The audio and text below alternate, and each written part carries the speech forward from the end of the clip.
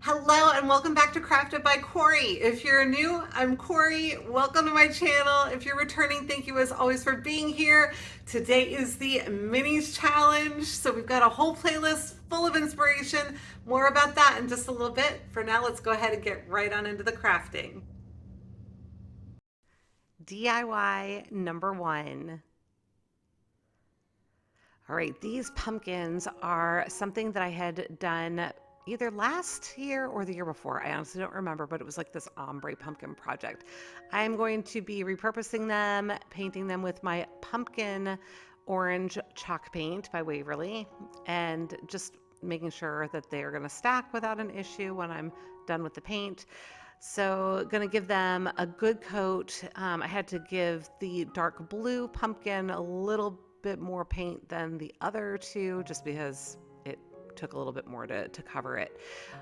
But once I had those all painted, I was going to be able to stack them. So I kind of rushed through the process here for you. But using my heat gun to get them nice and dry, I'm going to just stack them again, but this time using my hot glue. So grabbing my gun and gonna put a pretty liberal amount. I think I went over around it twice here. Yep. So a liberal amount of glue right around that edge and dropping it down on top of the other pumpkin. And then I'll do the same thing with the third one.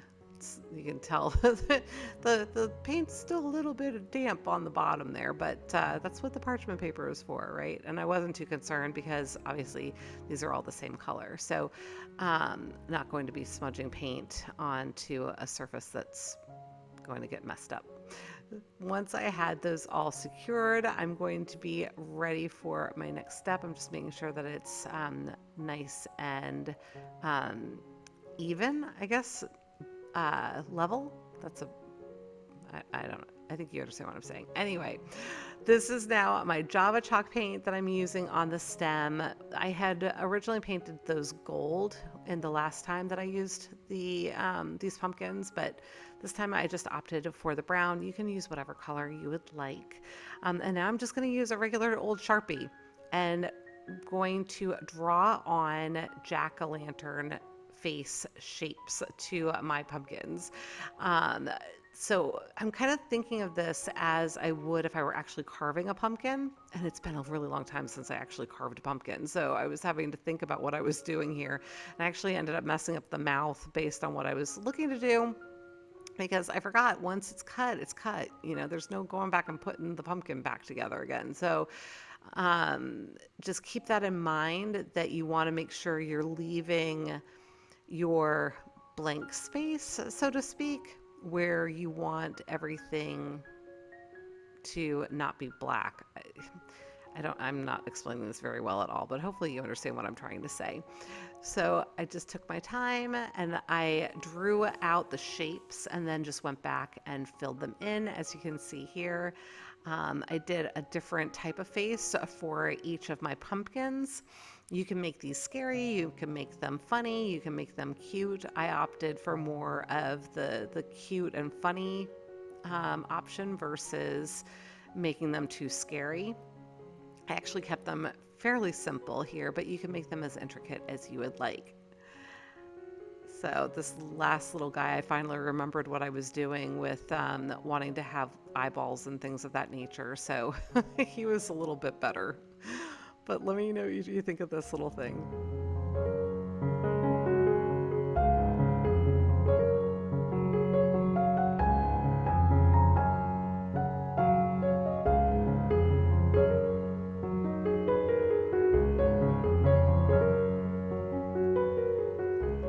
All right, today is the Minis Challenge. It is fall, and I'm actually leaning into the Halloween, but there's a whole playlist, and I hope you'll check it out. DIY number 2.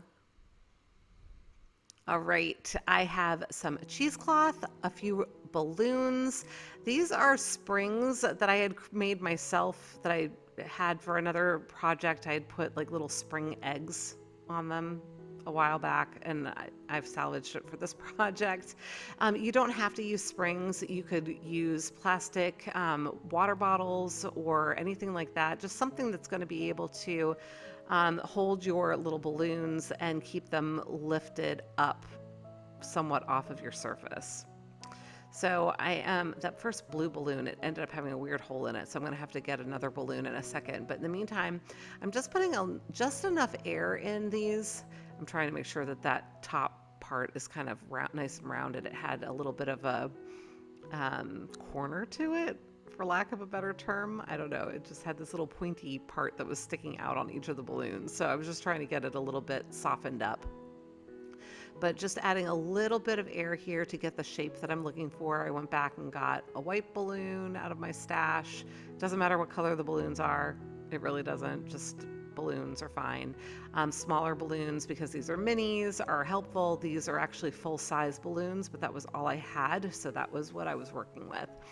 And then I am going to grab some wire out of my stash. Now, one thing I will say, this wire, it's just scrap. And it happened to be coated with plastic. So you know how some wire will be coated, some wire is not coated. As I did this, I'm basically creating the shape of arms. We're making ghosts here. So I'm right now trying to figure out the shapes of the arms. The balloons will obviously be the ghost heads. And I'm attaching it to my wire. Now, if you use a plastic water bottle or something like that, it'll be a lot easier. You can just tape your wire, form your wire in the shape you want, tape it to the bottle, you're done, right? Tape your balloon down after you cut off the top of the bottle part, and you're done. So this took me a little bit of finagling, just trying to get it attached to the arm wires to the body wire, so to speak. Now, back to what I was saying about the coating on it. You're going to see in just a minute as I jump ahead here, I was using the plastic coated wire, but then I ran out of that. So here I have just a regular wire. This is just metal. It's exposed metal. I wasn't even thinking that it might somehow color my cheesecloth. And it did. You probably won't notice it in the video. It just made it a little bit yellowy. I don't know if it was starting to rust a little bit as it was drying. I'm not sure exactly what happened there, but just be aware of that. You want to make sure that you're using a coated wire. So now I draped the cheesecloth over the top of my first egg and just made sure that there was going to be sufficient amount landing on the surface. I just unfolded all of it. This cheesecloth came folded in four, so it was folded in half and then in half again. And just trimming that down so I don't have an overwhelming amount, and it was sufficient that I had enough for a second one. So I'm going to just move those off to the side, and then I will measure out some cheesecloth for my third little guy here. Now, I did make these different heights. I know it's hard for you to see here, but because I had these on springs, I could adjust the height of them, and I thought it'd be fun to have them 3 different heights, so they're just a little bit different and have their own little personalities.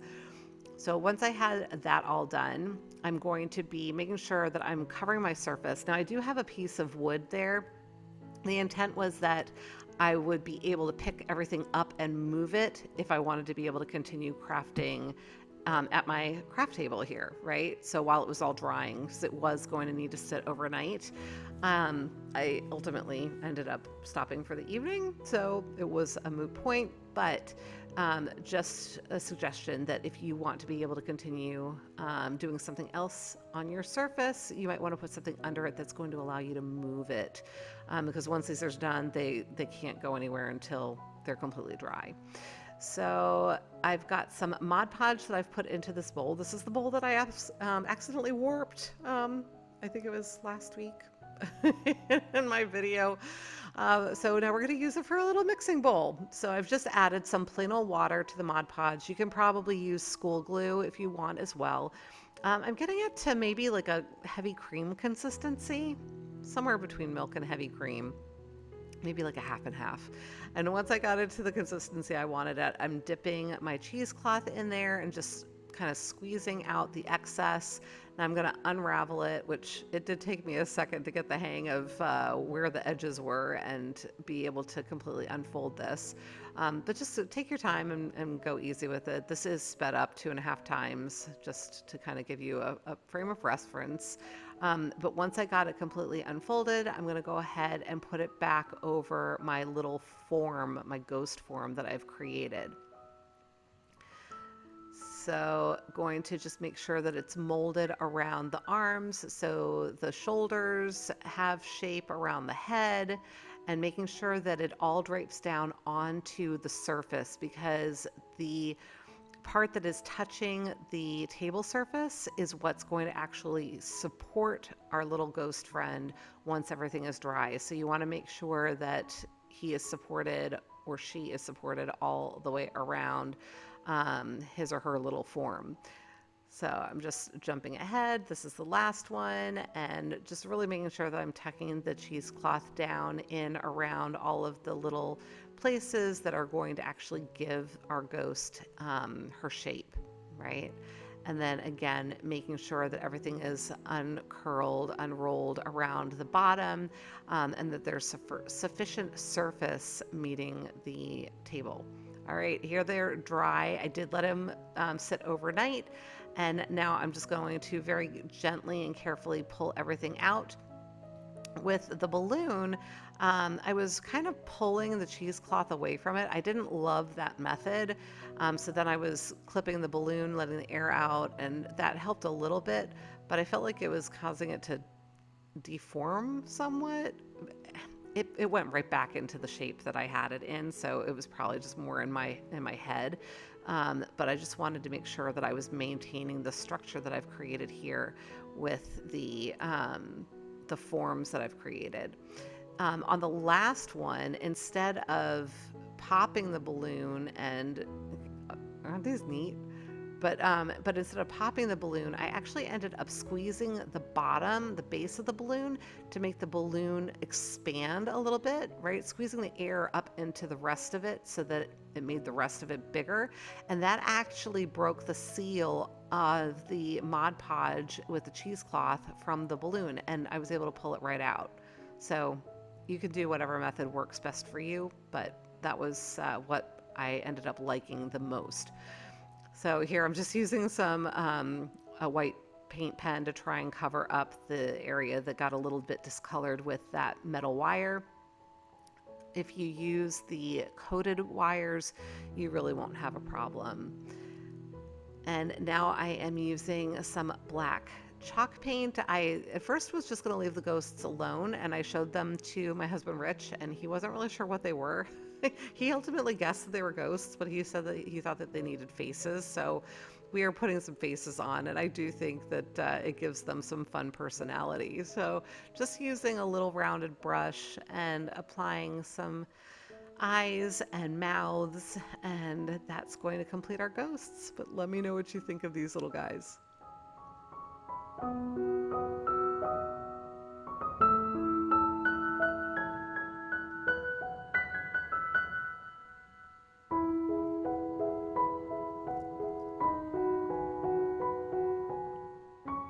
All right, this is just a public service announcement. Costco has their holiday ribbon in.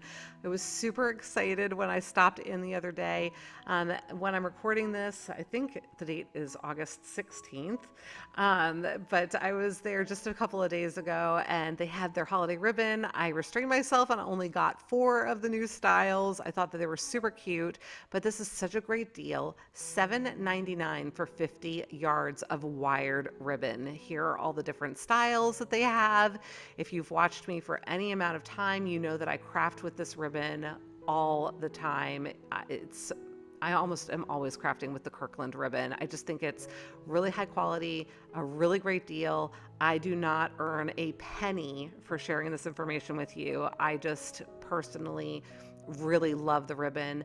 I have heard that if you have other bulk stores in your area like Sam's or BJ's, that they might have their own version of this, but definitely check out the ribbon at Costco if you are a member. DIY number 3.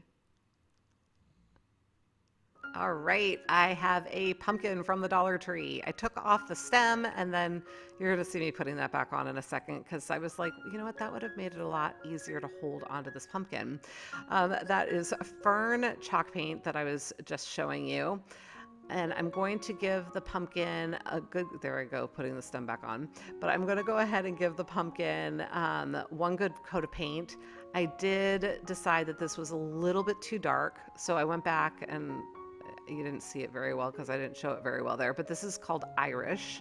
So it's just a lighter green. Once it was all dry, I just came back in with this lighter green and gave it, again, one good coat of this color green. That was a better shade for me.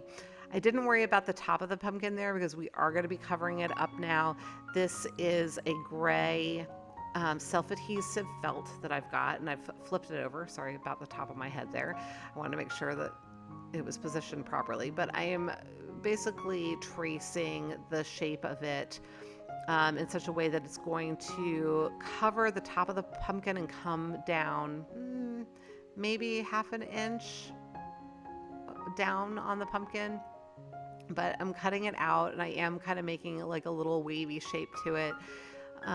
You could make it an even shape if you wanted to, but I kind of liked the wavy, and it also would be a little bit more forgiving with what we're about to do with this, right? So I'm going to remove that backing and apply my felt down over the top of the pumpkin. And I love that I was at first worried that it was going to kind of bunch up a little bit, but I forgot the shape of the pumpkin was going to work with me, right? So with the curvature, it all worked out. Now I have a couple of black screws. You could use black thumbtacks, you could use black bolts, you could use probably little wooden beads that you paint black if you wanted to, but I am just using these black screws and screwing them into the sides of the pumpkin. And now I am picking out some of my little googly eyes. I've had these in my stash for such a long time, and I never had any need for googly eyes. I don't even remember where I got them from, but I'm trying to decide if I want little ones or big ones. Ultimately, I went with the larger ones. I just thought it would be cuter, because I am aiming for more cute Halloween decor here versus scary. So I don't know. In my head, it was going to be cuter with the big eyes. So that's what I did. I'm using my paint bottles just to kind of hold this up so it doesn't go rolling away on me, and just helping me work with my pumpkin here a little bit more. And once I got the eyes where I thought they should go, I'm going to go ahead and glue them down. Now, looking at it from this angle, I'm wishing that I had placed them a little bit higher on his face, but it all turned out just fine, and he was super cute in the end. I did want to make sure that I left some room for his eyebrows, and again, I'm just using my black Sharpie, drawing some eyebrows, and then I will be doing his mouth and some other just embellishments, and just making sure that it looks right to my eye. I'm sorry, it's kind of hard to see what I'm doing here, but I'll show you in just a second. Basically just a straight smile line with the little slashes through it to, I don't know, make it look like it's sewn together. So my little Frankenstein guy, I think he turned out super cute, but let me know what you think of this one.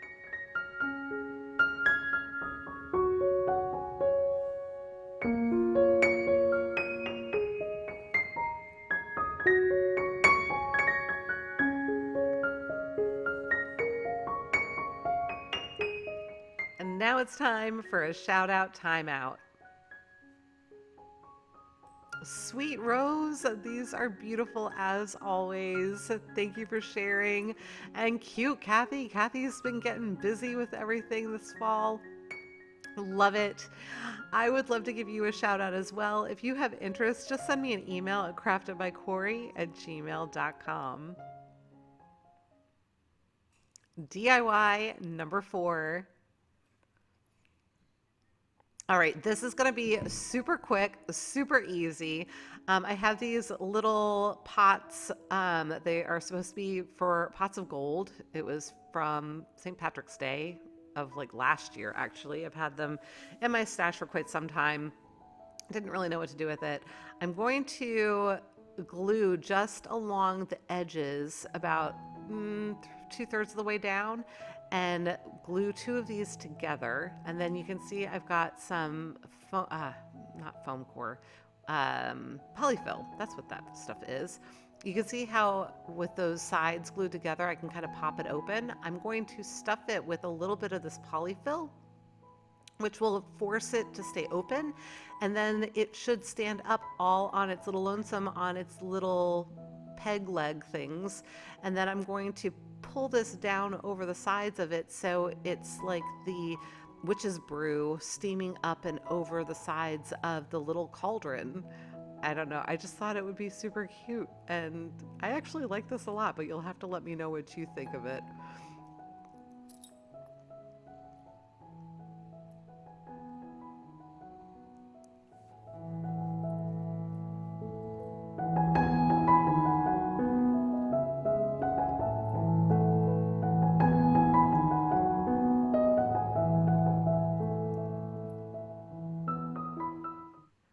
DIY number 5. All right, this is also a pretty quick and easy project. If you have a vinyl cutter, I'm going to be using my Cricut Joy for this. I literally just went into the Cricut design space, found this little trick or treat design, and then I just played with it until I got it to the right size and shape. The piece of wood that I was measuring there, it came in a pack, I want to say of 6. I believe it was from the Dollar Tree. So it's just like balsa wood. It's nothing fancy. And it measured out 6 inches by 5 inches.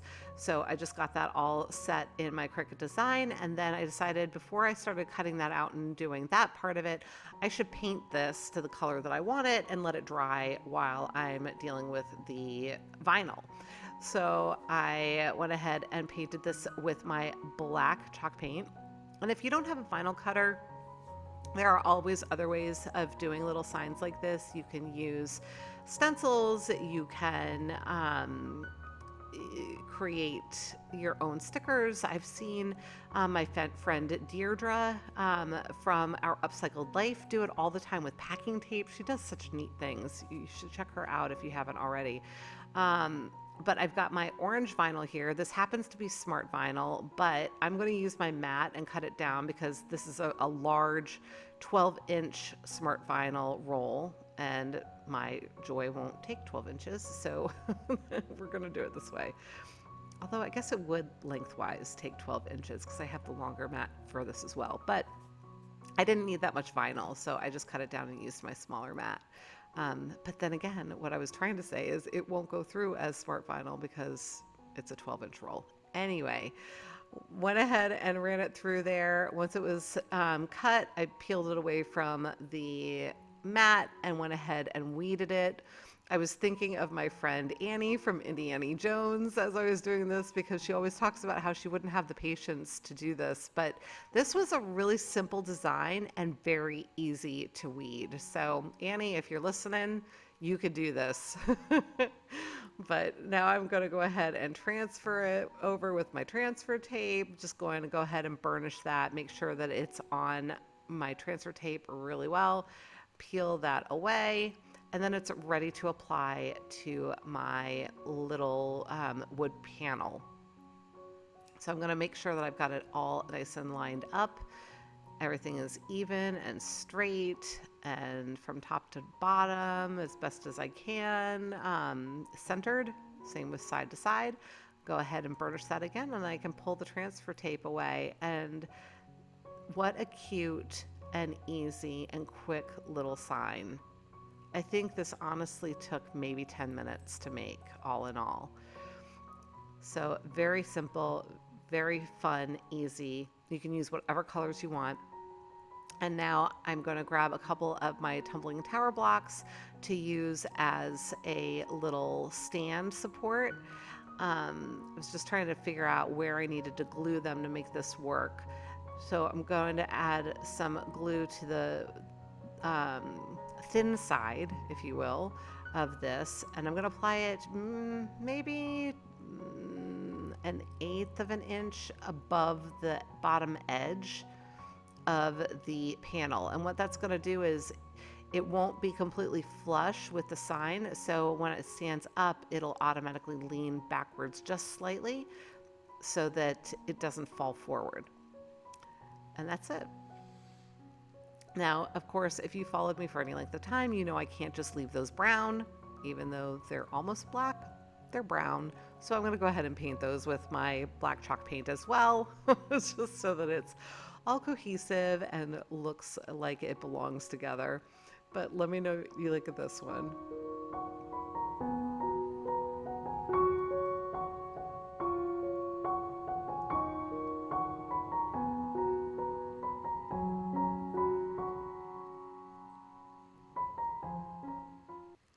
DIY number 6.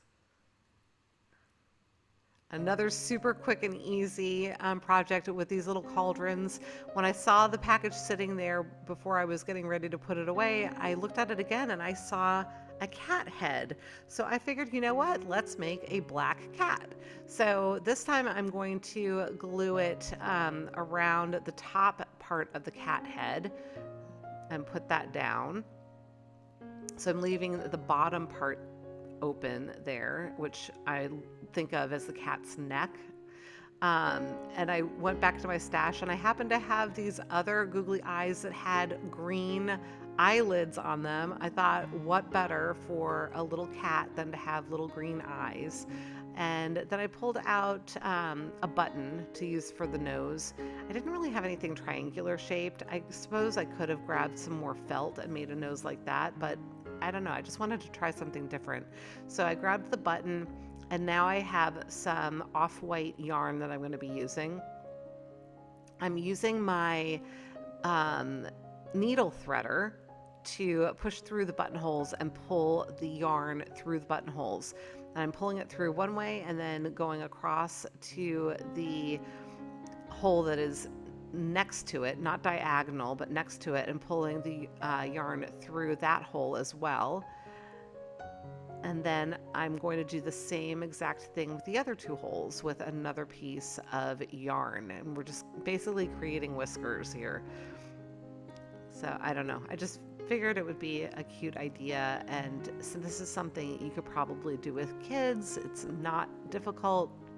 Instead of hot glue, you could certainly use school glue, and then it is a super kid-friendly project. And they can decorate their little kitty cat faces to their heart's content. So once I have everything lined up the way that I think I want it, I'm going to go ahead and use my hot glue to get everything glued down.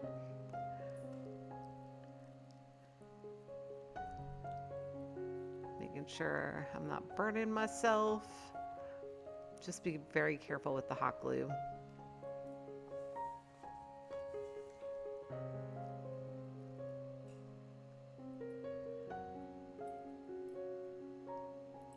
And once I have my eyes down, I'll go ahead and place my nose, just a little tiny bit of glue on the back of there, and then I'm holding the whiskers and getting that put into place. I probably should have moved that up a little bit higher, closer to being almost between the eyes, but I still think she's super cute. Now I'm just trimming away some of the glue that had oozed out on the sides of the little kitty cat head. And now I am ready to stuff her. Now I don't know where I put my fiber fill. That was just a little scrap that I used on the project earlier. So I just used one of those pom-pom balls from the Dollar Tree and stuck that in there, and it worked just fine. And now I wanted to create like a little collar for her. So I was just going to draw actually a little bow around here. I didn't have an orange ribbon, so I have this cord that I'm using. And I was thinking I wanted to pull it tighter to kind of, I don't know, just wasn't thinking, because I forgot I need to have that base remain somewhat open so that it'll stand up on its own, right? So my first attempt here, I pulled it a little bit too tight, and it wasn't going to stand up. It just wasn't going to. And so I was trying to finagle it, and finally I undid it and I tried again, just leaving it loose and tying a cute little bow there on the side. And then that is going to be it. I'm sorry if you can hear Sammy's chain rattling. He's hanging out with me here as I do this. But trimmed off the edges and that was it. Let me know what you think.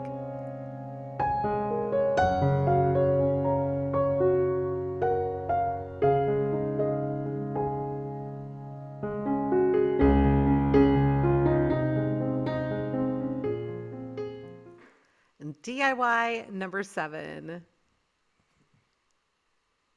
Okay, for this one, I have this little pumpkin that was from my stash. It was a sad little pumpkin. It didn't look very high end, so to speak. And then I had these foam roses from the Dollar Tree, and I thought, you know what? I had done a pumpkin with flowers last year, and it came out super cute. I thought, why not do it with these little foam roses? And this was about a size that I thought would be small enough to use the foam roses with and still be able to cover it, because it does take quite a few when you are using a larger pumpkin, and I only had these 2 packages. So I was surprised these actually came with little adhesive dots. That was unexpected, but they were perfect. And so I went ahead and started applying the foam roses all over my pumpkin. I was alternating the colors to the best of my ability. There might be some areas where some of the colors are close to one another, like colors are close to one another, but for the most part, I think I was able to separate them out and just create a little bit of, what's the word I'm looking for? I don't know. I'm trying to think. Not the opposite of uniformity. But at any rate, it is a little bit tedious. It takes a little bit of patience. And in the end, you know what? The shape of this particular pumpkin, I feel like it didn't really look like a pumpkin in the end. It looks more like a little ball of flowers, but I don't know. It's fun colors, so that was what I went with. The little squat pumpkin that I did last year, you could still tell it was a pumpkin shape even though it was covered in flowers. But I am now taking the little stem. I have my jute cord that I had gotten a while back from Walmart, and I'm really just going to wrap the stem in the jute cord in hopes that I can make it a little bit more substantial, a little bit larger, a little bit longer, because it was kind of getting lost in there with the flowers in place. So I'm just trying to get an idea for how much of this cord that I need to use and getting it all wrapped around. Just be real careful. I probably should have been wearing my little finger protectors for this. I was being very careful. I did not burn myself, but I would think I was probably more lucky than smart. So just be very careful, again, when you're working with the hot glue, because it can burn you pretty badly if you're not careful and you're not wearing your finger protectors. So once I got to the end, I ended up trimming it off with about 2 inches left, and then I tied a knot in that end.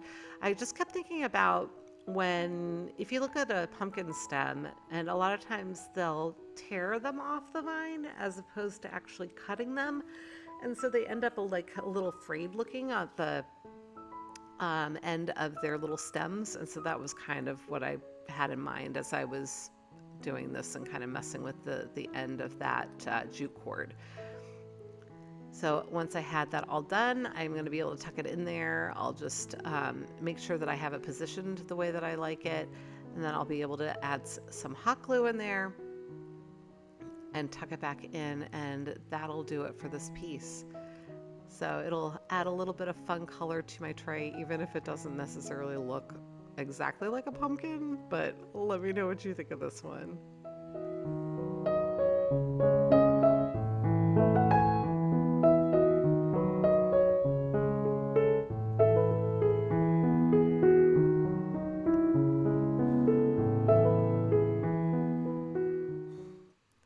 And here we are with the final reveal.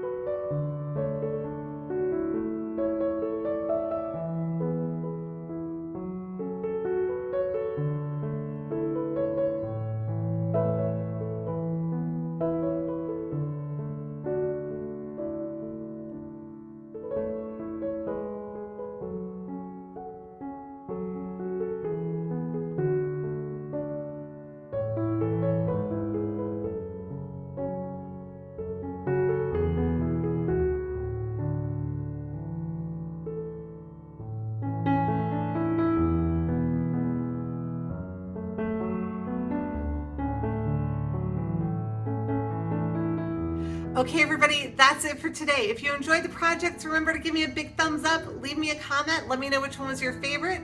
Remember, there is a whole playlist full of inspiration. The link is in my description box, so I hope you'll go and check out the other crafters and give them lots of love. Until the next time, be well, be kind, and make it a great day. Thanks so much for watching. Take good care. Bye.